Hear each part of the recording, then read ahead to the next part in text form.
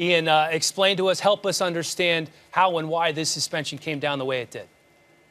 Well, first of all, Dan, this is actually exactly what the Patriots were expecting. Talked to a couple of Patriot sources earlier today. They thought there was very little chance Tom Brady would actually be on the field for the opener. They thought it would be a multi-game suspension, maybe anywhere from 2 to 4 games, and that's exactly what it is. The harshness of the penalties for the entire organization is a little bit surprising. It's $1 million, a first-round draft pick, and a future fourth-round draft pick. Now, owner Robert Kraft had said in a statement last week that the organization planned to accept those penalties. My understanding is at this point that's still the case, but Tom Brady's on a different program. His appeal would go through the NFLPA.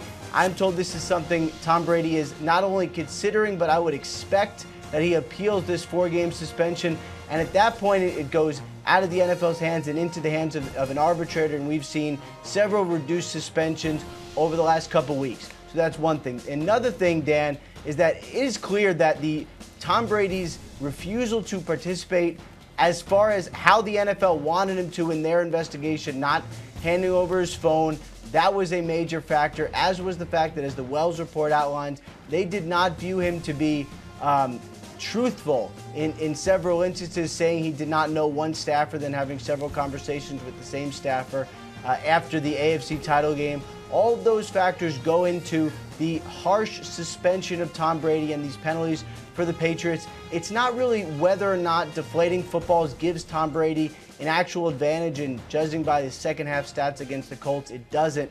It's whether or not he went after and tried to subvert the integrity of the game, and then how truthful he was when the NFL came to question him about it. So is this a case of the cover-up is worse than the crime itself here?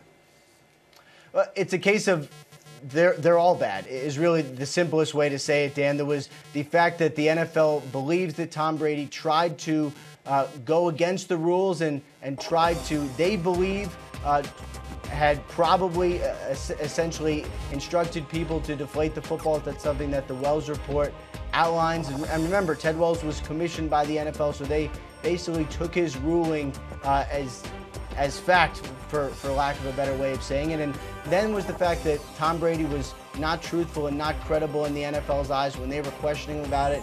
He did meet with them for several hours. He did have extensive conversations, but not turning over his phone was something that the NFL obviously found serious fault in. And remember, the organization does not have subpoena power, so the best way they can urge people to participate in their investigation in the future is to do exactly what they did to the Patriots. All right, he's our NFL media insider, Ian Rappaport.